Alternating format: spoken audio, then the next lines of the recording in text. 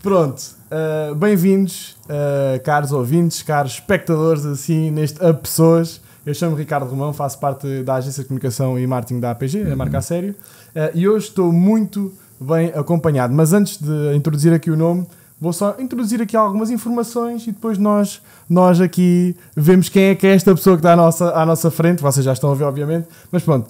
É uma pessoa, um profissional, é CEO da Jabba Recordati. Tem formação, background académico assim diversificado. Estamos a falar, se não estou em erro, marketing, gestão, passaste por direito também.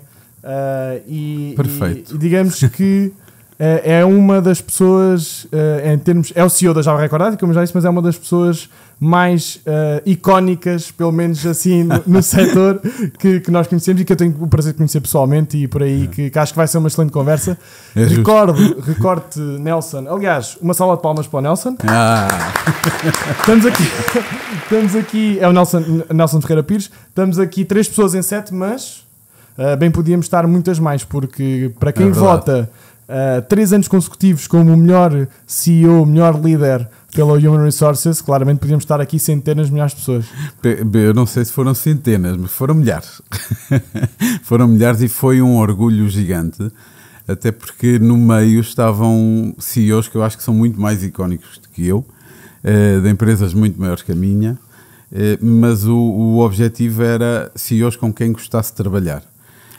E esse era o grande tema que saía, o resultado final era a votação, era sobre esse tema, não era só sobre quem é o melhor CEO financeiro, tecnológico, era com quem gostava de trabalhar, portanto a liderança, as pessoas, se quisermos, e esse o orgulho foi esse, ou seja, eu acho que também divulguei bem, o que provavelmente alguns dos outros não fizeram, mas foi-me um orgulho gigante e depois chegar aqui e poder comunicar isso, para além de haver metade das pessoas não acreditaram, pensaram que eu estava a fazer bluff, porque quando viram os outros candidatos disseram, não pode ser, ele perdeu e agora veio para não vir para aqui desarmado e se ganhou. Mas na realidade ganhei, ou seja, foi isso. Eu acho que o orgulho pessoal foi esse. O orgulho corporativo foi poder dizer que nós trabalhamos nesta organização que eu acho que as pessoas se sentem bem, sorriem, abrem a porta. E ainda bem que introduz esta organização. O set onde nós nos encontramos foi todo montado à medida e estamos aqui nas instalações da Jabba Recordati, que é a tua empresa, onde tu és CEO, e antes de mais, em nome da APG, agradecer-te aqui receber-nos naquela que é a tua casa, e relembrando, para quem clicou neste vídeo e não percebeu nem leu os títulos, nós estamos aqui associados a uma rúbrica que é Não Digas Que Eu Disse Isto. Que é, sobretudo, vamos falar aqui de histórias, não é? E perceber quem é que é a pessoa atrás do CEO. É a rubrica mais difícil do mundo. Estás partilhado? Aliás, estás preparado para partilhar histórias que nem possivelmente a tua mulher ouviu? Estou. Quer dizer, acho que ela não ouviu, não posso, mas estou a brincar, eu vou contá-las. Então, temos aqui conteúdo muito... Pronto. Isto para dar aqui mais um contexto, basicamente, nós vamos falar aqui um bocadinho de aspectos que já conhecemos de ti, porque eu te conheço pessoalmente, mas aspectos, histórias engraçadas, sobretudo que tenhas passado desde o início da tua carreira até agora e portanto, eu pergunto, um grande CEO, o CEO mais votado, como é que foi o processo até aqui? Foi divertido, muito. Sempre me realizei muito a fazer o que eu gostava, que é uma coisa, que é pessoas. Eu fui CEO eu de gestor mais do que CEO, muito jovem, 21 anos. Portanto, eu diria que era totalmente ignorante para aquilo que me estavam a dar. Primeiro, não tinha nem formação técnica. Segundo, fui nomeado para uma função nacional com 21 anos, em que tinha 14 mulheres, portanto não havia diversidade de género porque não são mulheres, e de repente vejo-me a liderar 14 senhoras, todas com mais 10, 15 anos do que eu, num produto que era da área da ginecologia, portanto não tinha muito a ver já comigo. Na área farmacêutica. Já na área farmacêutica, portanto eu estava de noite e trabalhava de dia, e de repente foi aquele choque, eu candidatei-me ao lugar e quando foi-me atribuído o lugar, portanto fui escolhido, pensei, eu devia estar quieto, calado e mantido na minha obscuridade, e não me ter candidatado, porque de facto entrar numa sala, ver 14 mulheres à espera de, primeiro, pouco credíveis, com um miúdo de 21 anos, a ter que a gerir, não é? Portanto, a comandá-las. e depois ter que ter conversas de ginecológicas com elas não é uma coisa muito normal, por isso é que eram mulheres. Mas correu lindamente, ou seja, era uma empresa portuguesa, deu-me o equilíbrio para continuar a estudar.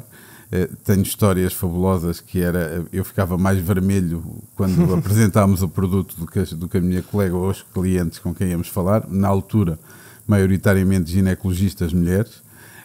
Portanto eu era o único fora da caixa ali que não fazia sentido, mas foi uma experiência fantástica. Entretanto, depois até eu mudei muito eu acho que a mudança fez parte sempre da minha vida, foi bom. Tive em 5 empresas, esta é a 5ª, e isso deu-me a perspectiva de poder aprender um bocadinho em cada uma delas. Eu acho que esse foi o segredo melhor. A parte que eu de facto me orgulho é que sempre me consegui rodear de pessoas muito boas, e essa é a parte. A minha arte, se eu tenho alguma, essa é a arte que eu tenho, é rodear-me de pessoas fantásticas. Eu pegava Vocês, na tua por deixa. exemplo. Obrigado. Eu pegava na tua deixa e dizia exatamente desde os tais 21 anos. Eu tenho 23, portanto eu tenho bem noção o que é entrar numa empresa para uma missão dessas com 21 anos. O que é? Aprende-se com as pessoas, aprende-se com o trabalho. Estamos nós na Associação Portuguesa de Gestão das Pessoas, mas qual foi aqui a relação? Eu acho que se aprende com as pessoas muito, com o trabalho, mais com os erros do que com os sucessos, curiosamente. Embora que o sucesso também é bom aprender e saber que um dia vamos ter um insucesso. Eu acho que essa parte, preparar-nos para essa parte. Eu tive as histórias que não podemos contar. Nós, a dada altura, aqui nesta empresa, portanto, na Java Record Data, e lançámos. Eu tive uma daquelas ideias brilhantes. Nós temos uma área cardiovascular, portanto, lembrei-me. O problema de um doente cardiovascular, com hipertensão, colesterol, diabético, não pode alimentar-se com sal. Portanto, o sal é o grande fator de risco. Portanto, fui tentar descobrir um sal sem sódio, porque o fator de risco é o sódio. E arranjei no sul de Espanha. Fui lá, arranjei o contrato, preparámos a embalagem, fizemos tudo. Lançámos o produto, foi um sucesso nos primeiros 4 meses, até a ASAI entrar aqui e dizer que nós não podíamos vender sal, este tipo de sal, porque o sal tinha que ter sódio, e nós estávamos a vender sal sem sódio, portanto não se podia chamar assim. Apreendeu-nos as embalagens isso todas. Significa o quê? Uma pessoa cria uma marca, cria um produto e não pode dar esse nome? Se tiver sal sem sódio, não se pode chamar sal. Tem de ser derivado de sal, extrato de sal. Só o mal é que nós tínhamos 400 mil embalagens feitas e de repente o pior foi depois tentar. Primeiro, isto não se comunica por e-mail a um CEO, portanto, isto comunica-se por telefone, não é? Ou ir lá a Milão, que era os headquarters, e tentar explicar-lhe que aquele meu conceito em que eles não acreditavam tinha tido, até estava a correr bem. Nós tínhamos um product placement em telenovelas que funcionava muito bem. Mas depois tentar explicar ao CEO que aquela barracada de decisão que eu tomei, que até poderia correr bem, mas que tinha tido, por um detalhe, falhámos, explicar que por isso iam 300 ou 400 mil embalagens para o lixo. E pronto, eu ia dizer uma expressão que não se pode dizer aqui, mas vou dizer, é preciso ter coragem. Quer dizer, eu fui, mas comprometi-me que iria compensar o prejuízo. E 2 anos depois estava compensado, ou seja, encontramos um produto novo, substituímos de outra área, lançámos. Ele não acreditava, andou 2 anos a cobrar. O facto de termos perdido, eu acho que mais por brincadeira que por outra coisa, mas andava realmente ali 2 anos, andou 2 anos a relembrar o sucedido. Mas depois, 2 anos depois, começou a correr bem. Lançámos um produto novo que eu encontrei aqui, e ele deixou de ter motivo, e eu disse-lhe: olha, a promessa que ficou estabelecida está cumprida. Pronto, a partir de agora o erro foi resolvido e eu esse não volto a cometer. Ou seja, cada vez que eu tiver que fazer um lançamento ou uma preparação, vou olhar com detalhe para os detalhes todos, para saber que por um detalhe não morre um grande projeto. Mas lá está, quer dizer, muitas vezes nós temos a tendência que sabemos, ou que pelo menos temos a confiança que temos a informação toda ao nosso dispor. Não temos. Sim, mas aí eu acho que era uma área nova. Eu já pensei bem quem seria o responsável. O responsável único sou eu, não é? Porque eu criei a ideia e o projeto. Mas era impossível que aqui dentro houvesse alguém que estivesse preparado para aquele mercado, para aquele segmento, para aquele produto, porque era disruptivo, não havia sal. A seguir começaram a aparecer muitos sais, inclusive manteigas e tudo o resto, produtos sem sal. ou sal sem sódio. Mas foi o primeiro, isto já terá 10 anos. Portanto, foi o primeiro e o conceito realmente funcionava. O preço era premium, esse era um outro problema. Mas o conceito de um doente diabético poder se alimentar com sabor, quando a maior parte das vezes é comida do hospital, não é que é o que eles podem comer, no dia-a-dia, é um salto de qualidade de vida gigante. E a minha ideia sempre foi essa, é pensar no doente, naquela customer journey, como é que eu faço o customer journey, trato a hipertensão, trato o colesterol, mas depois tenho de tratar a qualidade de vida, não é? E a qualidade de vida é alimentarem-se bem, poderem caminhar, passear, irem de férias, tendo as doenças todas controladas e com qualidade de vida. Mas correu muito mal, isso foi uma barracada de gestão. E eu até voltava atrás e dizia, voltava atrás àquele momento em que tiveste que apresentar esse falhanço. Como é que foi essa reunião? A reunião, quer dizer, ele percebeu que o motivo da reunião era mau, porque eu pedi a reunião à secretária dele, a secretária agendou-me. Primeiro, ele acreditou? Não acreditou, porque eu mostrei-lhes factos. Até lhe mostrei o papel da ASAI. Imaginar uma pessoa, olha, 400 mil embalagens vão à vida. Não, porque ele acreditou, não é? mas olhou para mim e disse assim, mas vocês não fizeram o trabalho bem feito de preparação. E é verdade, não fizemos. É verdade que eu acho que também a lei era tão geral que dava para interpretar de 30 mil formas. E neste caso a autoridade... E às vezes são as empresas que são disruptoras, trazem novas soluções que fazem eles pensar sobre isso. Fazem atualizar a legislação, que eu acho que porque é muito melhor ter sal sem sódio do que ter sal com sódio, esse é um facto. Mas pronto, mas ele acreditou, olhou para mim de lado e meteu assim as mãos meias na cabeça e deve ter pensado, o que é que eu lhe faço? Eu acho que pensou ainda em atirar-me do 7º andar, que é onde ele, do 8º, onde tinha o escritório. Ainda bem que não atirou, foi a minha sorte. Sim. Mas de facto comprometeu-me. E eu acho que me comprometeu num sentido muito positivo, que foi erros todos cometemos, não podes repetir o erro, isso é o facto. Segundo, vais compensar o erro. E foi honesto comigo. Deu-me uma oportunidade e embora eu a cara dele parecia. Aliás, o ditado diz que são os piores momentos que se vê as melhores pessoas. É verdade, e foi, depois juntámos aqui e fizemos assim um brainstorming, o que é que podíamos fazer para ultrapassar o momento. Houve algumas boas sugestões, uma delas seguimos e correu lindamente, tanto que passado 2 anos estávamos a compensar tínhamos compensado já o prejuízo que tínhamos tido na apreensão do sal sem sódio e na destruição, tivemos de destruir tudo. E foi daquelas coisas que deixei o peito e dizer assim, quando lá fui, já com tudo compensado, parecia o Ayrton Senna a ganhar um grande prémio. Aquilo foi uma coisa, foi como quem diz, está aqui, comprometi-me e entreguei. Mas pelo menos, e não vou centrar o que vou dizer em ti, porque se bem que é um grande elogio que vou dar, mas tu és a prova que as segundas oportunidades merecem ser dadas. Verdade. É verdade,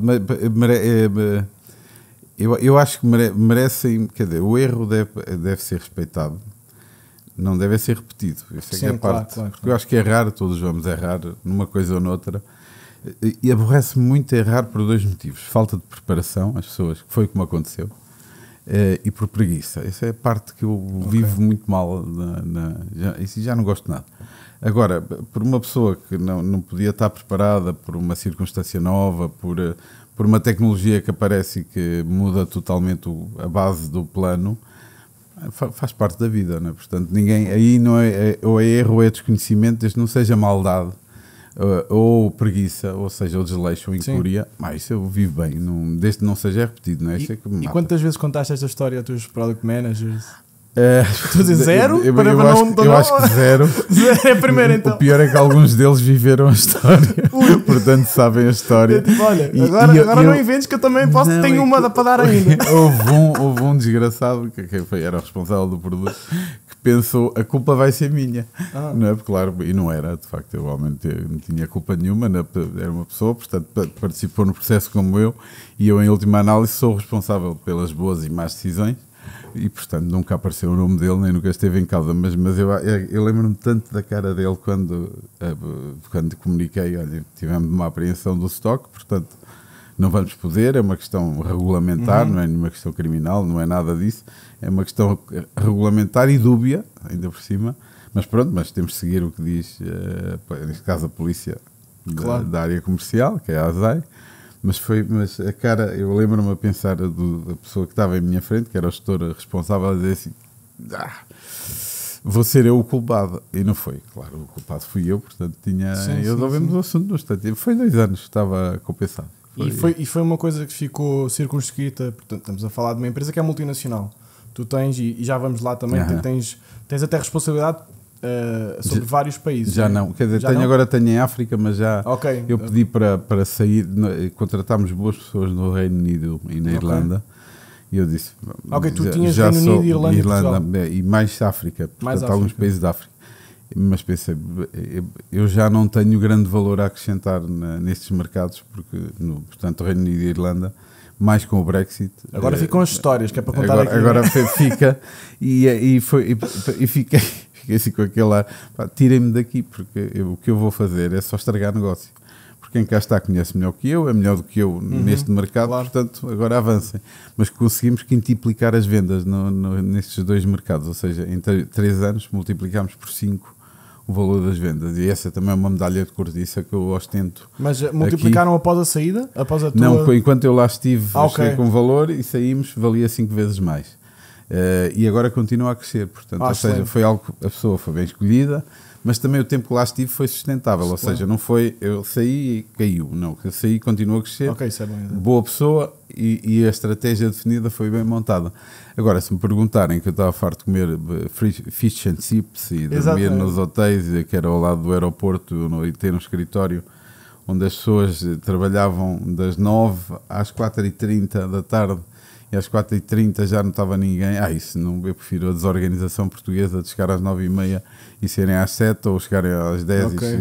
Isso eu prefiro. Nós somos pessoas, não somos máquinas nem autómatos. Eu gosto muito dessa desorganização organizada. Isso eu prefiro. Gostei muito das pessoas de lá, mas a cultura é organizada provavelmente mais para um latino como nós. Para latinos como nós. Aliás, agora estava ali a dar na televisão de Portugal para o mundo. Portanto, só para ver que temos boas coisas cá, boas pessoas que realmente sabem exportar aqui a qualidade que nós temos. Muito boas. E eu confesso que quando soube que íamos estar aqui à conversa, isto não é uma entrevista, é uma conversa, né? Mas lembrei-me logo, porque já sabia que tinhas esta experiência internacional, a primeira coisa que eu vou ter que perguntar sobre aquelas diferenças culturais, porque há sempre choques. E vou-te passar a bola de trabalhar com pessoas de diferentes países, às vezes não todas vão traduzir juntas. para inglês, pois não? Não vou traduzir, não estou à vontade. Quer dizer, vamos traduzir para inglês? Não vamos traduzir para inglês, estou à vontade. Estou tranquilo. Minha opinião, do ponto de vista, eu acho que o que falta em Portugal é a organização, claramente. E isso não é culpa das pessoas, ou seja, é culpa dos líderes. Os líderes é que têm de criar processos simples, que as pessoas entendam, e no início fazer com que as pessoas os sigam, mas dando margem às pessoas para aquilo que o português tem de bom, que é um espírito empreendedor e muita criatividade. O processo dá a responsabilidade, não é? A accountability. Portanto, nós isso não temos, pois temos tudo o resto que os outros também não têm. Por exemplo, a coisa mais básica é nós falamos bem 3 ou 4 línguas.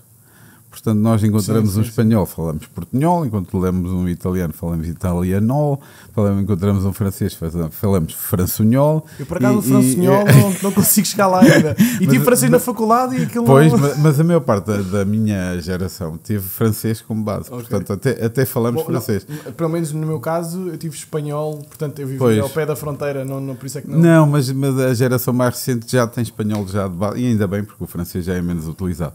Aliás, por francês, nós temos a Mauritânia, aqui é dependente aqui, e eu, uma vez o meu colega que fala mal francês convidou-me para ir à Mauritânia, à capital é Nouakchott, e quando percebi, estava a fazer uma sessão clínica para médicos em francês sobre um medicamento de hipertensão, primeiro, eu já não falava francês para aí há 10 anos, portanto estava totalmente enferrujado, segundo, francês técnico da área de hipertensão, mas percebi que eles falavam ainda francês pior do que eu, portanto, ou seja, aqui entendemos por gestos que não foi mal, e acabámos a comer cordeiro com a unha da que mão. Não pode ter legendas.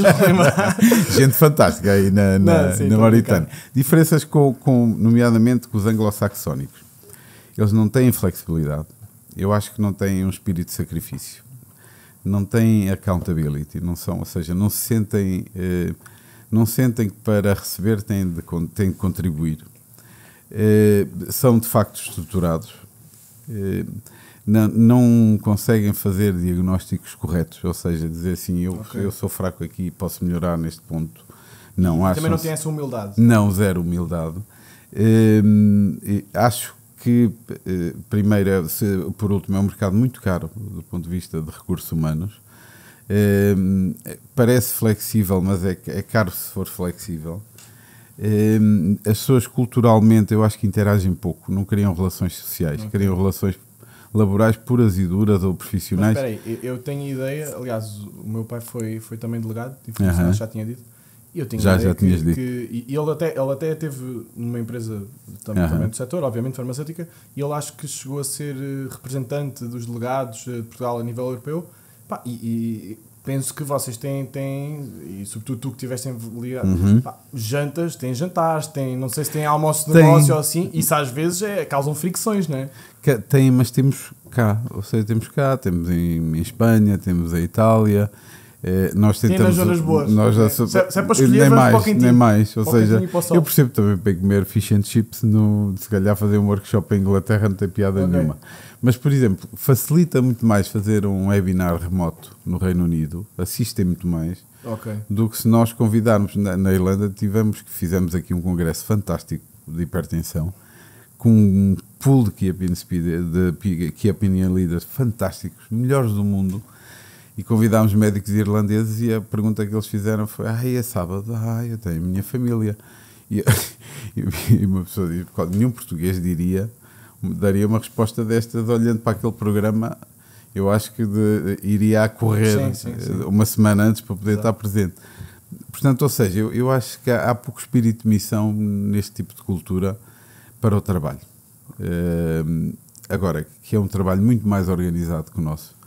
Não é tão responsável, tão accountable. Eu acho que as pessoas são muito menos pragmáticas na abordagem do return of investment. Não têm a noção, nem querem saber. Ou seja, praticam o formalismo, porque são formais, que eu tenho que fazer 2 visitas por dia, é isso que eu faço. Eu tenho que apresentar o produto desta forma, é isto que eu faço. E o resto é... E sentes que aqueles elementos de cultura mais básica, por exemplo, neste país dá-se 2 beijinhos, neste país dá-se um aperto de mão. Isso é possível. De beijinhos no Reino Unido e na Irlanda. Na Irlanda um bocadinho menos, mas no Reino Unido impossível. É tão impossível que eu cometi uma vez numa entrevista, não é? Acho que a pergunta que se faz logo é: olha, que idade é que tem? Não é? E a resposta foi: desculpe, mas por privacidade de dados não me pode perguntar isso. E eu fiquei assim: ups, o que é que eu fiz? Mas a lei inglesa não permite, a lei inglesa não permite que saiba que idade é que eu tenho. Nem sequer é cultural, é mesmo já... Ou seja, por isso é que eu digo, o compromisso é muito formal, não acrescenta valor nenhum, não é? Porque basta-me que olho para o ano de licenciatura e imediatamente nós calculamos a idade da pessoa aproximada. Mas é daquelas respostas que uma pessoa desarma qualquer um e diz assim: eu só queria perguntar se tem filhos, se tem família, como é que vê, porque interessa-me perceber a pessoa na parte de lá, não é? Ou seja, aquilo que estamos a fazer. E é difícil, ou foi difícil nos momentos em que estavas? Foi muito difícil. Mesmo porque eu acho que em Portugal nós estamos muito aquela do quebra-gelo, não é? Eu pergunto porque pega ali naquela coisa que eu sei que a pessoa está à vontade, mas a pessoa depois ainda fica mais à vontade e saímos aqui amigos e vamos a uma mascada. O início foi a aproximação, eu fui lá muitas vezes. E fui lá muitas vezes porque as pessoas estavam habituadas a receber e-mails e de repente começaram a ver alguém permanente. E permanente que até foi aos hospitais com eles, que não era normal um diretor-geral ir agora fazer visitas aos hospitais, conhecer os médicos, isso era fora da caixa totalmente. E portanto houve ali uma fricçãozinha. Sim. Porque as pessoas não estavam habituadas a fazer a vidinha normal que faziam e continuavam a fazer e queriam continuar a fazer porque era tranquila. Na Irlanda muito mais acolhedor, mas muito giro, porque todos eles, quando percebiam português, sabiam que nós gostamos de vinho, mas eles gostam de cerveja, não é? Portanto, e visita a Guinness, não há? Ou seja, eu fui visitar, mas eu vou todos agora pediam, lá, vou em abril, então, portanto. íamos jantar e todos pediam uma garrafa de vinho por cortesia, que bebiam para aí, eu sei lá, um centilitro de vinho, e depois todos pediam Guinness para o resto do jantar, ou seja, por cortesia bebiam um bocadinho de vinho, só para dizer assim, já bebemos, já está feito, e eu ficava com a garrafa só para a minha conta. Não havia nenhum português a dizer, não, quero Sagres, tirem-me isto. Era tudo estrangeiro, portanto é tudo irlandês. Okay. Era tudo irlandês, nós temos fábrica em Cork, ainda por cima não é em Dublin, é em Cork, que é assim uma zona ainda muito mais rural.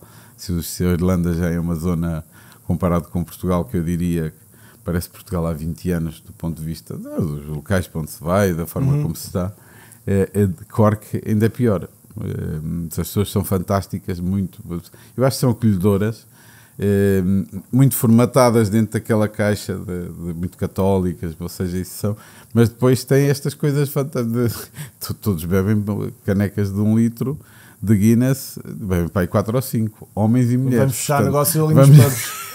Não, é impressionante. Bebem 1 centilitro de vinho por simpatia, ou Portuga, eu acho que foi bem essa. Bem, vamos lá pedir uma garrafinha. Cá, barca velha para eles. Depois eles bebem um bocadinho, não, o resto é Sagres, venha. O resto e bebiam. Só estamos a dar aqui marcas já. Só antes de jantar, porque depois continuavam, todos sempre depois de jantar, ficavam todos, eu ia-me deitar porque como tinha os voos, e os meus voos eram às 7 da manhã, portanto eu levantava cedo. Mas todos ficavam depois de jantar a beber mais 3 ou 4 Guinness, canecas, que não sabia como é que eles acordavam. Estamos a falar de canecas assim? Canecas de 1 litro. Eles bebem todos. Diferenças culturais, chamamos-lhes, não é? Homens e mulheres. Ou seja, estamos a falar mas os ingleses também. Os ingleses não, quer dizer, também o português também bebe muita cerveja, não é? Não é... Bebe, mas nós, é minizinha, exato, não é? Portanto, não, bebemos muitas, mas eles bebem muitas de 1 litro. E eu achava muita piada era o vinho, porque da altura disse, não peçam vinho. Eu não me importo beber água tónica, uma coisa qualquer. Não peçam vinho. Não peçam português vinho, a dizer não peçam vinho. Ficava lá 2/3 do vinho, ficava na garrafa que eu não bebia tudo, porque eu era o único que bebia. Portanto, eles bebiam o centilitrozinho de simpatia, depois despachavam o vinho e queriam, era cerveja. Agora, que na Irlanda eu acho que consegui muito desenvolver a mentalidade, a cultura das pessoas para... Eu acho que no sentido de focarem naquilo que é, ou seja, nós para gerarmos negócio temos de acrescentar valor aos nossos pacientes e aos nossos profissionais de saúde. E não só chegar lá a despejar uma mensagem qualquer do medicamento e vir embora. E eu acho que eles perceberam isso, que você percebeu que salvam vidas, podem salvar. A missão da minha área é muito fácil, não é? Portanto, é salvar vidas ou acrescentar qualidade de vida. E isto, se nós soubermos traduzir isto no dia a dia, é uma mensagem poderosíssima. Mas se fomos lá só com aquela olha, o medicamento X tem isto, faz isto, não sei o quê, custa isto, não sei o quê, e vou-me embora e desligo, não traz valor nenhum, não é o mesmo que ir lá vender um seguro de saúde. Portanto, eu acho que consegui essa cultura latina que nós temos de criar emoção. É que muitas vezes, desculpa interromper-te, que há a tendência para dizer que os latinos não são tão bons exatamente por esta cultura mais quente que nós temos, mas muitas vezes é isso que pelo menos no que agora atualmente está a fazer diferença, não é? Que é as conexões, que é com tanta informação à nossa disposição, é a forma como nós nos conectamos, é a forma como nós, aliás, vamos pegar no pessoas, a forma como nós somos pessoas, não é? Mas eu acho que, aliás, nós agora recrutamos muito, e vocês melhor do que eu sabem, tudo o que é as hard skills, portanto as competências técnicas, nós compramos, é fácil. Qualquer jovem que sai de uma universidade vem muito bem preparado. E se não vem preparado, faz uma pós-graduação, ou faz um Executive MBA, ou faz um estágio. Exatamente. E ele tecnicamente fica bem preparado para fazer uma auditoria, para fazer tudo o que é necessário do ponto de vista técnico, hard. Agora, o difícil é a outra parte, a parte emocional, a parte soft, que é resiliente, quando tem um problema, aguenta, pensa como é que pode ver o copo meio cheio em vez de ver meio vazio, como é que isso se treina, porque isso também se treina. Como é que é falar em público? Não é fácil para toda a gente estar a falar para 500 pessoas. Ou mesmo aqui, estamos com as pessoas, e às vezes há pessoas, eu por acaso estou à vontade de falar nos olhos. É porque aquela câmara inibe, o Miguel está ali inibe, o Ricardo, ou seja, e há pessoas, assim como, por exemplo, pensar e dizer assim, criar alternativas, que é outra coisa que as pessoas não fazem, está focado, gerir tempo, gerir e-mails, até gerir uma coisa que eu acho que é fundamental, que é os estados de espírito dos outros. Que é, por exemplo, eu tenho por princípio, por máxima, quando tudo corre bem, é quando eu tento estar mal. quando tudo corre bem, mal, é quando eu tenho que estar bem. Porquê? Porque as pessoas veem em mim aquilo que a empresa está a passar. Portanto, se tudo estiver bem e eu estiver tranquilo e descansado, o risco é a rotina. Logo. Toda a gente começa, em vez de estar a trabalhar 3 horas, só trabalham 2. Em vez de irem falar com aquele last mile visit, já não fazem. Portanto, eu tenho de mostrar que as coisas estão bem, mas podem ficar mal. E aí as pessoas têm de sentir isso, desconforto. Quando as coisas estão mal, as pessoas têm de sentir a tranquilidade, porque senão entram em pânico. Portanto, a pessoa mais tranquila, quando tudo está em ebulição, sou eu. Para as pessoas perceberem, calma, se ele está assim, é porque isto está mal, mas tem uma solução. Ele pode-nos ter dito ainda qual é. Às vezes não sei qual é. Também é bem da verdade. Mas, tendencialmente, é isto que eu tenho de mostrar. Porque senão as pessoas... O risco é gigante, porque olham para cima e dizem assim, ou para o lado, e dizem, pá, se está tudo a cair, e aquela pessoa é a primeira a cair, pá, então o que será de nós, não é? Portanto, isso nós não queremos aqui dentro. Exatamente. E eu ainda acrescentava, eu falava disso até com o meu irmão estas últimas semanas, sobre até com este envolvimento agora da inteligência artificial, o que é os novos, e nós como estamos a contratar, etc. Então, o que é que nós queremos de uma pessoa? E nós, exatamente muito do que falaste, e ainda acrescentava que é a capacidade de, em momentos, aliás, continuamente, mas sobretudo em momentos de pressão, aprender. Ir à internet e vou aprender. Quero saber como é que se monta um microfone. Vou à internet aprender. Está tudo gratuito. Não retirando o valor às universidades e às instituições de certificação, que fazem todo o sentido, mas... É uma licença para aprender. Exatamente, aquela vontade e aquela... Eu acho que é um espírito de proatividade. Exatamente. Que as pessoas não têm... Porque eu acho que as pessoas saíam, agora cada vez menos, saíam da universidade e diziam assim, já sou um senhor doutor, um senhor engenheiro. E ficam estagnadas, toda a gente vai aprender. E ficam confortáveis, não percebo. Mas eu sempre vi o curso universitário, que é uma licença para aprender no dia-a-dia. Ou seja, eu ganhei o direito a aprender.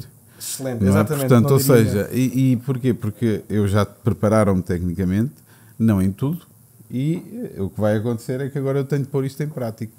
Mas a prática não é igual à teoria, isso não é de certeza. Tem sempre ali variáveis que nunca mais acontecem. Portanto, eu sei que são fala barato, portanto eu vou me calar. Não. Nós até vou dizer, estávamos ali com a nossa pessoa de back Eu vi office assim, eu vi aqui no canto do olho. Temos calma, então. Estamos na presença do Nelson, não é? Quer dizer... Não, é só para também não... Claro, estou a brincar. Não, mas eu posso... Quem ficou para ouvir até agora... Vai continuar até ao fim. Vai continuar até ao fim. Mas agora... Mas exatamente era o que eu estava a dizer, esta capacidade de ser... Portanto, tu dizes... Se eu tivesse balizado o que tu disseste, resiliência, empreendedorismo, proatividade, comunicação, accountability, que é uma coisa que é mais forte que responsável. Eu vejo isso muito em vocês. Vi agora numa coisa que vocês fizeram para fazer bem, esqueceram-se de uma peça técnica, foram a Lisboa buscar. Se fosse uma pessoa ligeira, não fazia isso. Íamos gravar com o telefone. Não faziam, iam arranjar outra coisa qualquer, uma solução alternativa, mas iam tentar fazer que não vos desse o trabalho de ter que ir a Lisboa e vir. Não é? Nós estamos a 1 minuto, estamos a 20 minutos. Isto para dar contexto, havia aqui uma peça que faltava aqui no set. E que vocês resolveram, não, vamos fazer bem, queremos fazer bem. E isso não é fácil de encontrar. E essa é provavelmente uma das coisas mais difíceis de treinar. Que as pessoas, é accountability. Eu sinto muito que isso é o novo vestir a camisola. Ou seja, falo de nós, dos nossos colaboradores, da própria APG, a direção, sócios que estão muitas vezes envolvidos. É o novo vestir a camisola. É o que é que não está mal. Vamos ver todos o que é que se passa. E resolvemos e comprometemos. Eu acho que essa parte do compromisso às vezes é que... Mas garantir que o serviço e que no final as coisas resultam da melhor maneira. Bom, Nelson, há bocado, aliás, associado aqui à rúbrica, ao próprio nome da rúbrica, não digas que eu disse isto, tu dizias, não digas que eu disse isto antes, ou não digas que realmente, nunca digas isto, mas estávamos a falar de uma história de um japonês e eu queria que continuasse. Isso é fantástico, agora. Ou seja, um senhor de 80 anos que não vinha a Portugal por causa da idade, eu fui lá várias vezes, nosso parceiro, já era um amigo e eu convidei e a da altura ele disse que sim, veio e levei a uma casa de fados porque achei que se adequava à idade. E ele vinha com o tradutor, mas lá dentro, quando estava a ouvir os fados, metade das palavras ele percebeu. O obrigado, para eles o arigato, o katana, depois vários pratos, ainda por cima de não se molhar. E eu Tinha um trator, mas que não servia para nada.